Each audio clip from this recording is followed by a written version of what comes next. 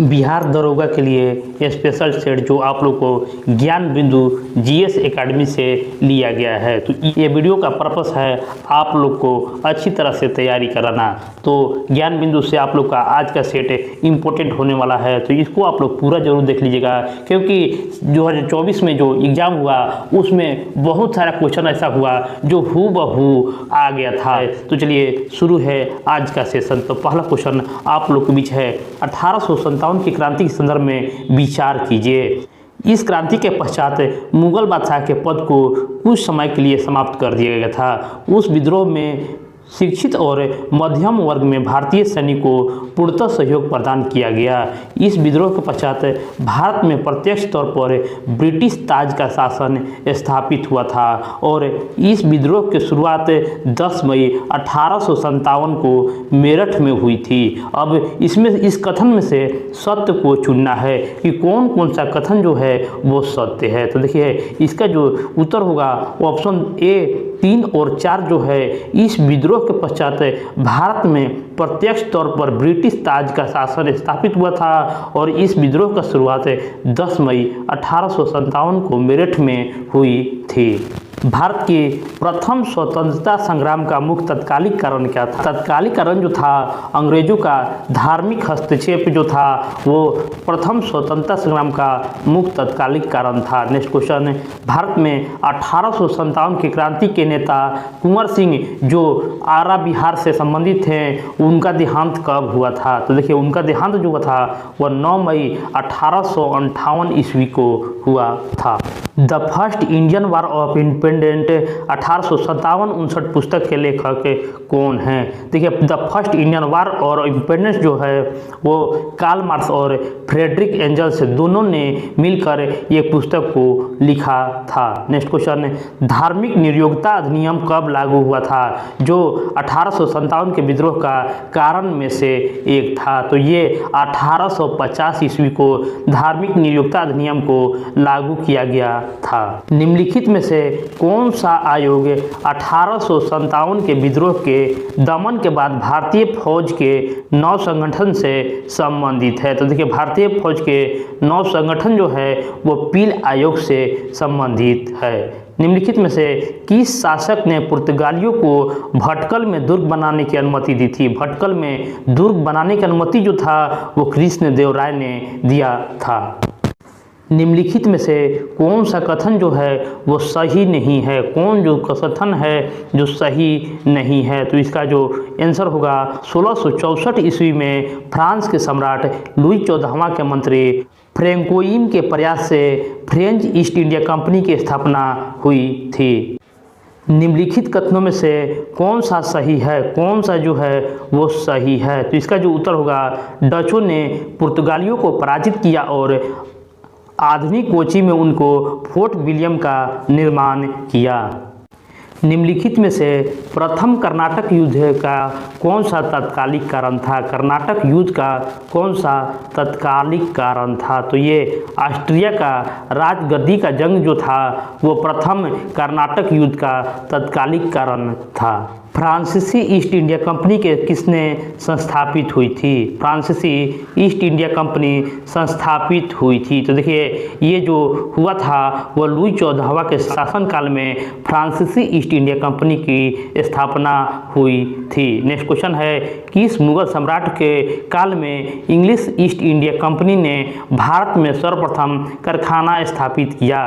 किसने भारत में सर्वप्रथम कारखाना स्थापित किया था? तो ये जहांगीर के शासनकाल में इंग्लिश ईस्ट इंडिया कंपनी ने भारत में सर्वप्रथम कारखाना स्थापित किया था। बंगाल में प्रथम अंग्रेज फैक्ट्री 1651 ईस्वी में हुगली में स्थापित हुआ था। इस फैक्ट्री को निम्नलिखित में से किसने अनुमति प्रदान की थी? ऑप्शन शाह शुजा ने, मुर्शिद कुली खान ने, औरंगजेब ने या इनमें से कोई नहीं। तो देखिए 1651 ईस्वी में शाह शुजा ने बंगाल में प्रथम अंग्रेजी फैक्ट्री खोलने की अनुमति दी थी।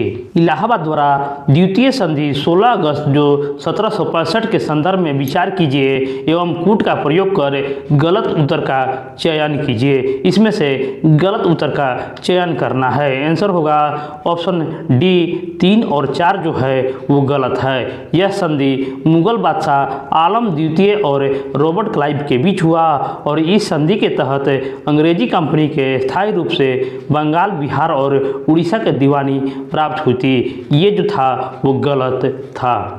निम्नलिखित में से कौन सा एक मुगल सम्राट द्वारा नियुक्त बंगाल का अंतिम गवर्नर जनरल था? मुगल सम्राट के नियुक्त अंतिम बंगाल का गवर्नर जनरल कौन था? तो ये मुर्शिद कुली खान था। मुर्शिद कुली खान था। नेक्स्ट क्वेश्चन, विचार कीजिए। पालखेड़ा का युद्ध मुंशी शिवगांव के संधि के तहत समाप्त हुआ, जिसे हैदराबाद के निजाम ने मराठों को चौथे सरदेशमुखी नामक कर देना स्वीकार किया था और निजाम उल मुल्क आसफ जाही वंश का था। इसमें से कौन सा सही है? कौन सा जो है वो सही है? तो इसका आंसर होगा 1 और 2। 1 और 2 दोनों जो है वो सही है। अवध के किस शासक को नवाब वजीर के नाम से जाना जाता है? नवाब वजीर के नाम से सफदरजंग को जाना जाता है। नेक्स्ट क्वेश्चन है, टीपू सुल्तान ने ब्रिटिश सेना को 1780 ईस्वी में हराया था। टीपू सुल्तान ने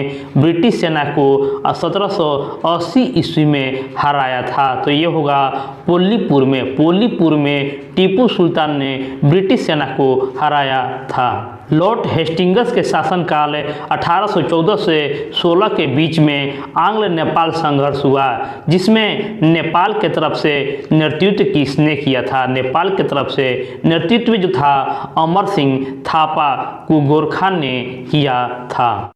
निम्न कथनों में से कौन सा कथन जो है वो सही नहीं है? कौन जो है वो सही नहीं है? तो देखिए डायरेक्ट आप लोग को आंसर बताया जा रहा है। ये होगा option C, Lord William Bentinck सबसे बड़े ब्रिटिश शासकों में से एक थे, क्योंकि उसने भारत में ब्रिटिश साम्राज्य की संग्रहित किया था।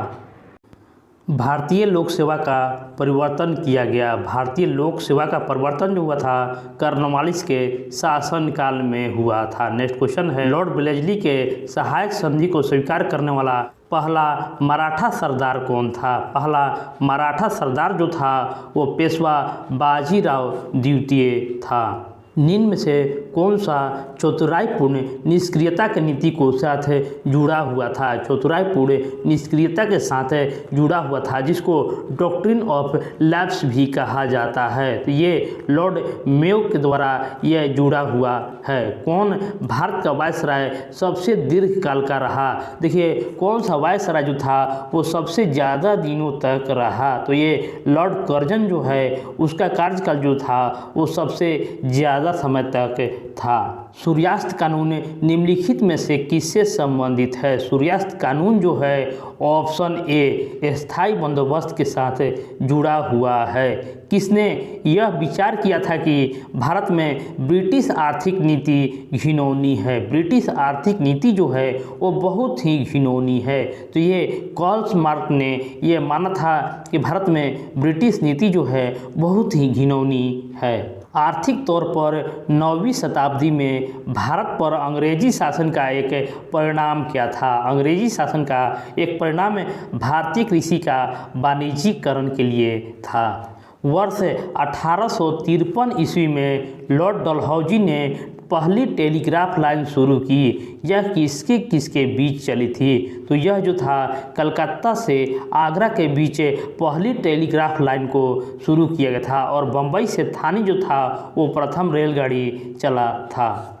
पहली बार औपचारिक रूप से महलवाड़ी प्रथा कब लागू की गई थी? महलवाड़ी प्रथा जो है वो ऑप्शन डी 1822 ईस्वी में पहली बार महलवाड़ी प्रथा लागू की गई थी। समस्त अंग्रेज भारत के सर्वाधिक भूमि पर लगभग 51% भूमि पर अपनाई गई भू राजस्व व्यवस्था को क्या नाम दिया गया था? तो भू व्यवस्था को रैयतबाड़ी व्यवस्था नाम दिया गया था। संघीय प्रणाली का पहला प्रयास भारत सरकार अधिनियम द्वारा किया गया। संघीय प्रणाली का पहला प्रयास जो था वो 1935 के भारतीय सरकार अधिनियम के द्वारा किया गया था। निम्न अधिनियम में से सही ढंग से मिलाइए।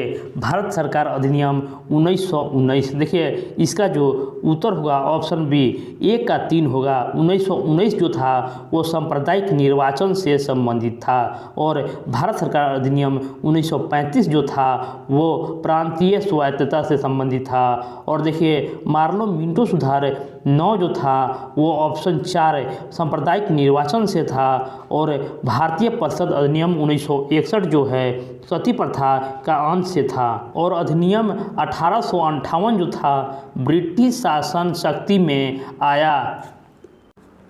भारत में सचिव का पद किसके द्वारा निर्मित किया गया था? सचिव का पद जो है ऑप्शन बी भारत सरकार अधिनियम 1858 के द्वारा भारत में सचिव का पद को निर्मित किया गया था। अगला क्वेश्चन है निम्नलिखित में से किस अधिनियम के अंतर्गत भारतीय विधान परिषद को बजट पर बहस करने की शक्ति प्राप्त हुई थी? तो बजट जो था भारतीय परिषद अधिनियम 1892 के तहत बजट पर बहस करने की शक्ति प्राप्त हुई थी। भारत का संघीय न्यायालय निम्नलिखित में से किस वर्ष स्थापित किया गया था? संघीय न्यायालय 1935 ईस्वी में स्थापित किया गया था। नेक्स्ट क्वेश्चन है किसकी अध्यक्षता में प्रथम विधि आयोग का गठन किया गया था?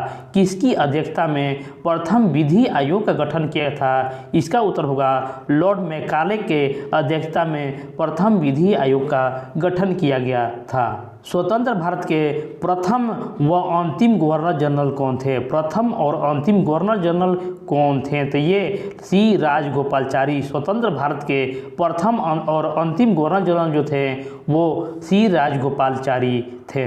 भारतीय दंड संहिता कब अस्तित्व में आया था? तो भारतीय दंड संहिता जो था 1860 में अस्तित्व में आया था। रेगुलेटिंग की कमियों को दूर करने का उद्देश्य से कौन सा अधिनियम लागू किया गया था? रेगुलेटिंग एक्ट की कमियों को दूर करने के लिए option A act of settlement 1781 को लाया गया था। नेक्स्ट क्वेश्चन है ब्रिटिश संसद के द्वारा भारतीय स्वतंत्रता अधिनियम कब पारित किया गया था? ब्रिटिश संसद के द्वारा भारतीय स्वतंत्रता अधिनियम कब पारित किया गया था? तो ये 18 जुलाई 1947 ईस्वी को यह अधिनियम पारित किया गया था। निर्वाचित संविधान सभा द्वारा भारत के संविधान का निर्माण करने का प्रस्ताव किया गया था। तो देखिए ये होगा क्रिस मिशन के द्वारा।